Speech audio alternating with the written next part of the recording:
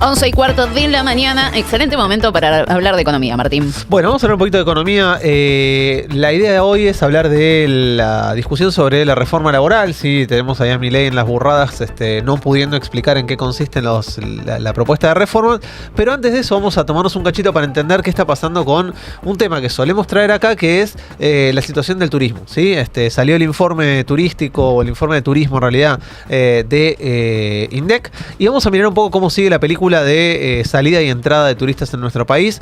Tenemos ahí una primer placa que es la del informe de INDEC, que muestra lo que venimos trayendo mes a mes, un fenómeno que no se revierte, que es que prácticamente por cada turista que ingresa a la Argentina hay 2 que salen. Claro. Y esto claramente muestra un escenario preocupante en términos de reservas, porque cada turista que ingresa implica gastos que se producen en la Argentina, cada turista que sale implica dólares que se van en consumos en el extranjero. En particular, hay que pensar que esta tendencia viene sosteniéndose y acelerándose en los últimos años, sobre todo a partir del gobierno de Milei. Hay un dato tremendo, que es que la caída de turismo receptivo es de las más violentas de los últimos tiempos. ¿Sí? Solo es comparable con la caída de la pandemia, ¿sí? El momento en el cual se cerró la economía, entonces claro, no venían turistas a la Argentina. ¿Por qué? Porque no viajaba nadie a ningún lado. Pero cayó en todo el mundo. Cayó en todos lados. Bueno, lo que está pasando ahora es que Argentina sigue teniendo una política en la que económicamente es más rentable o es económico viajar a distintos destinos turísticos, y esto se sigue sosteniendo. La caída del turismo receptivo es de un 19% cuando lo miramos interanual, el mes de septiembre de este año contra septiembre del año pasado. El aumento de turismo emisivo es del 21%, casi que compensan uno con el otro. Cuando vemos en la parte baja de la infografía, los destinos más elegidos para el turismo emisivo son Brasil, Chile, y empiezan a aparecer con fuerza algunos destinos que en el último tiempo venían perdiendo, o sea, quedaban como más relegados, como por ejemplo Europa. Es cierto, Europa tiene múltiples países, con lo cual hay un conglomerado ahí de países,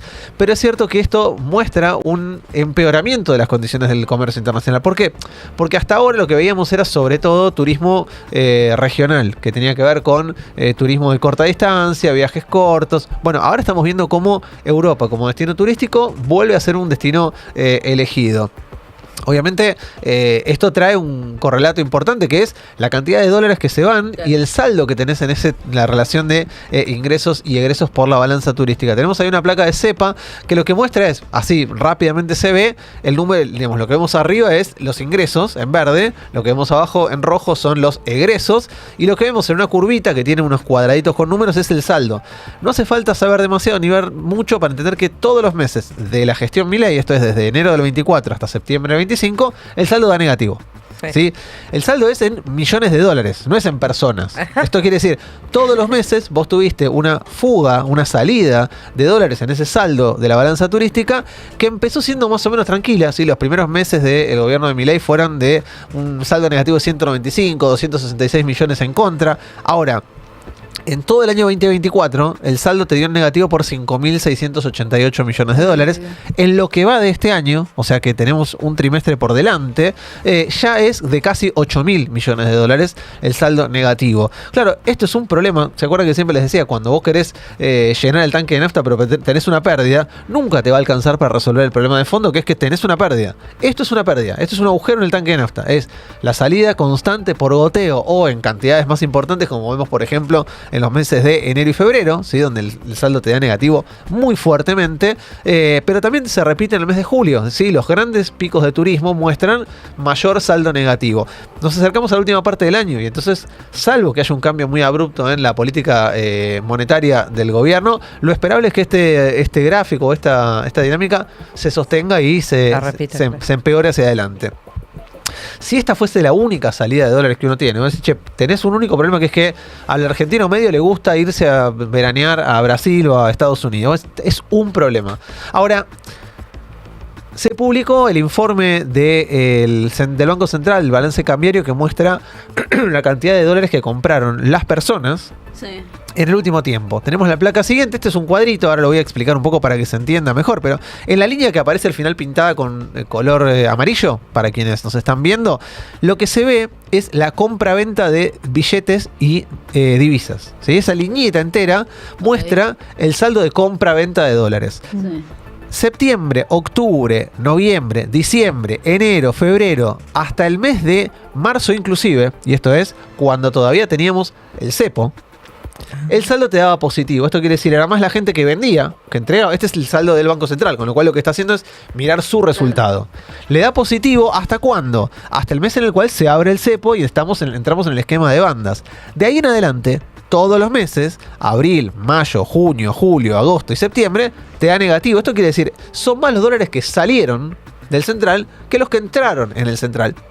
Esto no quiere decir que es en el central, es en el sistema financiero en general. En general. Lo que está mirando este cuadro no es la plata que hay en el central, es en el sistema financiero privado. ¿Sí? ¿Cuánta guita se movió? ¿Cuánta guita salió y entró en ese sistema? Bueno, el último dato, que es el del mes de septiembre, arroja un negativo de casi 6.600 millones de dólares. Estos son dólares. ¿Vieron cuando hablamos de fuga de divisas? Sí. La fuga es la salida del sistema de dólares. Ahora, eso es la fuga. ¿Esos 6.000 cuenta también lo que se va por turismo? O sea, ¿está incluido o son 6.000 No, aparte? son 6.000. Son 6.000 aparte. Es compra y venta de dólares. Ok. O sea, es al ¿Qué margen, problema? al margen del saldo turístico. Esto es dinero físico, billetitos, dólares que se compraron y que salieron del sistema. De Y lo saqué del banco. Lo sacaste del banco y de hecho tenemos una placa también de cepa para ver la misma dinámica pero en gráfico. ¿Sí? Primero tenemos hasta que se hace el corte, saldito positivo, chiquitito, chiquitito, chiquitito. Esto quiere decir personas que vendían algunos dólares para poder cubrir algún gasto y entonces más o menos daba saldo positivo. Ahora, a partir de abril en adelante, todos los meses tuviste una salida de divisas. Esto es fuga, formación de activos externos. Ojo, porque a veces la idea de la fuga o la formación de activos externos da la sensación de guita que se va del país, ¿no? Sí. Esta cosa de Un me offshore. llevo los dólares a un offshore. Sí. No, es el que pasó por el banco, tenía 200 dólares en la caja de ahorro en dólares y lo sacó. Y se Eso lo es guardó en fuga. el colchón. Salió del sistema. Ok. Lo guardaste en tu casa. En donde sea. Lo que sea, salió del sistema. Bueno, en lo que va del año, desde que se abre el cepo, o sea, desde abril para acá, la salida de dólares del sistema es de 24.500 millones. ¿Es No, lo que pero va no del puede- año? ¿Este año? Ni siquiera desde abril para acá. Desde abril No, para acá. Desde que se abrió el cepo, mayo, junio. O sea, los más, dólares que agosto, salieron septiembre. más en que lo del 6 Fondo meses. Monetario. es mucho más que lo En del 6, Fondo Monetario. en 6, porque meses. esto llega hasta hasta septiembre. Va por hasta eso. septiembre. En 6 meses Se fueron los casi argentinos 25.000 millones de dólares del sistema. sacaron, claro, 25.000. Che, Millones. y yo te quiero preguntar, Palos. ¿qué pasa con Claro. eso? ¿Te acordás de que vamos a hacer que la gente confíe y declare sus dólares y saque los Parece dólares debajo que del colchón? No estaría funcionando. revés. Y aparte acá hay que poner un asterisco importante. Fundamental. Todavía el sector privado, en términos empresariales, no está pudiendo acceder al mercado único libre de cambio sin ningún tipo de restricción. Hay El cepo cepo. está liberado para personas físicas, para individuos, personas que quieren ir a comprar 200.000 Trabajadores. laburantes o personas que quieren ir a comprar dólares individualmente. Empresas que quieren dolarizar sus carteras todavía lo tienen que hacer por la vía del contado con liquidación. No lo pueden Hay hacer mecanismos para hacerlo, pero digamos no tan directamente como No aparecen acá. lo podemos hacer nosotros. Aparte no aparecen acá. O sea, los Ajá. dólares que salen por la vía del contado con liquidación no aparecen acá. Ajá. Hay una cuestión importante. Supuestamente el gobierno había anunciado cuando salió del cepo allá en abril que en enero iba a normalizar por completo Sí. el cepo. Esto quiere decir a partir del 2 de enero, primer día del año que viene, se libera por completo el cepo. Yo pongo un interrogante a esa afirmación. No sé si lo va a poder hacer el gobierno, porque si en este esquema, solamente con particulares, personas físicas pudiendo comprar, tenés esta sangría de dólares, no quiero imaginarme lo que puede pasar a partir del 1 de enero o el 2 de enero, si es que efectivamente esto va para adelante. Segunda cuestión que traía, y por eso me parece que vale la pena ahora pensar en la no reforma o la reforma de los no derechos laborales.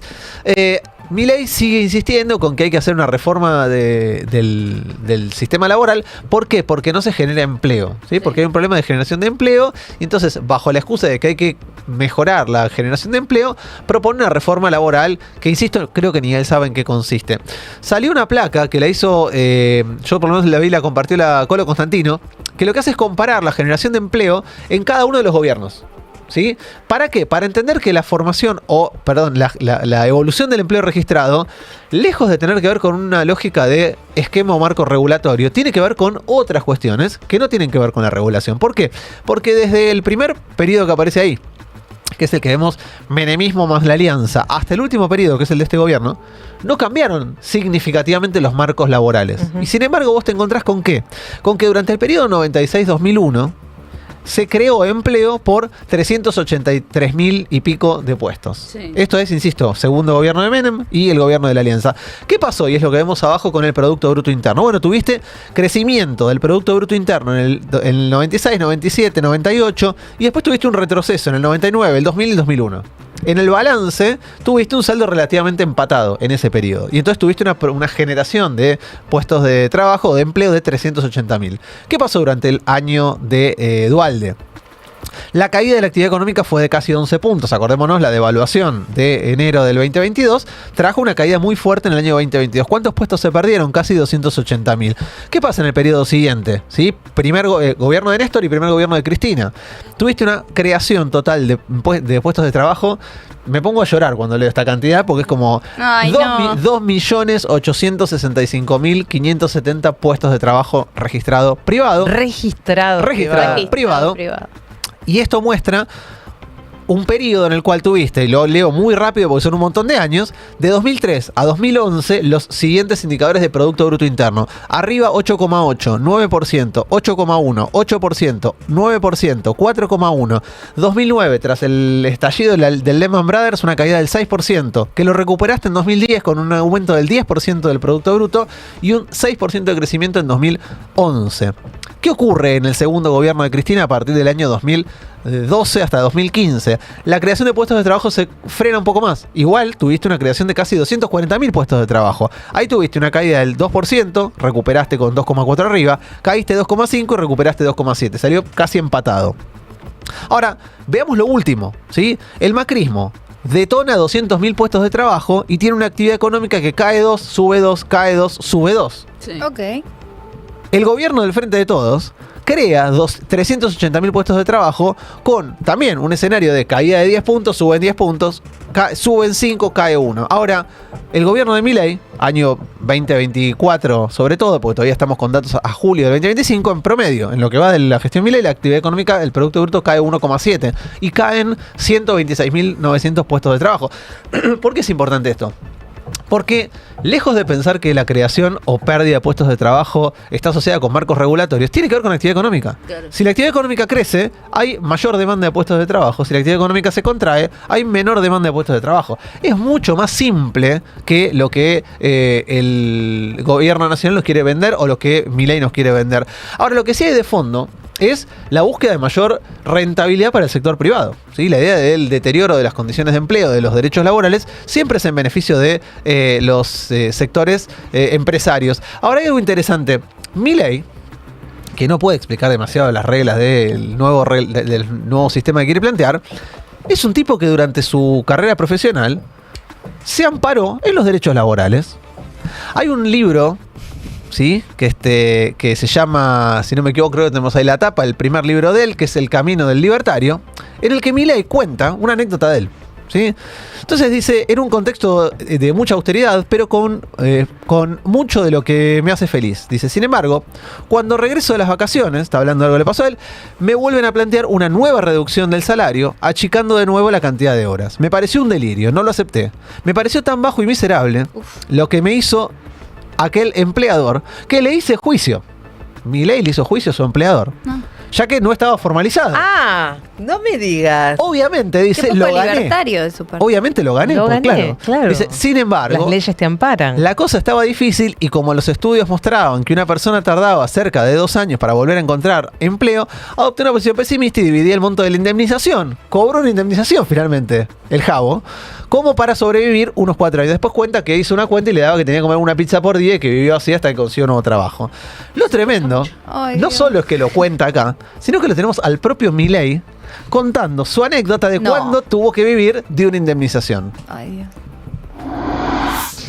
Lo que te quería preguntar era, o sea, vos tenés que tener en cuenta que cuando yo me quedé sin laburo y tenía la guita de la indemnización, saqué la cuenta cuánto tiempo iba a tardar para volver a conseguir laburo, y dije, como me va a ir mal, va a tardar el doble, o sea, y en ese contexto, sí, digamos, las restricciones eran, el paseo de Conan no se toca, la calidad de la comida de Conan no se toca, no se tocaba nada de las cosas de Conan, me daba a mí para, ¿sabes qué? Comer un... pizza. Una pizza por día, y es lo que termina contando, que él vivió comiendo una pizza por día para sostener su vida. ¿Por qué? Porque como estaba informal y lo querían... Ese colesterol. Lo querían desvincular, el tipo dijo, ¿sabes qué? Yo le voy a hacer juicio, un juicio laboral, y no solo eso, se lo voy a ganar, y se lo ganó. Y se lo ganó. O sea que el propio presidente de la Nación, que ahora viene a reivindicar que hay que desmantelar el sistema de los juicios laborales, porque esto es la ruina para... Bueno, se ve que es como el antiperonista que putea, pero pasa por el cajero a cobrar aguinaldo. Bueno, algo de eso hay ¡Qué constipación! en la política de Milei. Así que, lejos de que sea esta un camino de solución, hay que recordarle al presidente Milei lo importante que es tener derechos laborales, lo importante que es proteger a los laburantes que están en la informalidad, para que cuando tengan una mala, cuando les pase, por ejemplo, que un laburante se enfrenta a un empleador que lo quiere explotar, aparezca el Estado para proteger sus derechos. Impresionante, qué demoledor que es el archivo siempre, chicos. Tremendo hallazgo, demoledor. Yo estoy sin palabras, no tenía este Hallazgo, dato. hallazgo. Acá no- están no lo pidiendo tenía. esta columna cortada para repartir. Bien. Sí, y coman fruta, coman verduras, Claro. no digan la pizza. Pueden terminar presidentes de la nación, Oh. pero este tipo de presidente, es rica la pizza, pero una vez por semana, no todos los días. Vamos a calmarnos. Muchas gracias, Martín Epstein. Como siempre, 11 de la mañana, 32 minutos. Portate bien, sigue hasta las 12 del mediodía en FMR.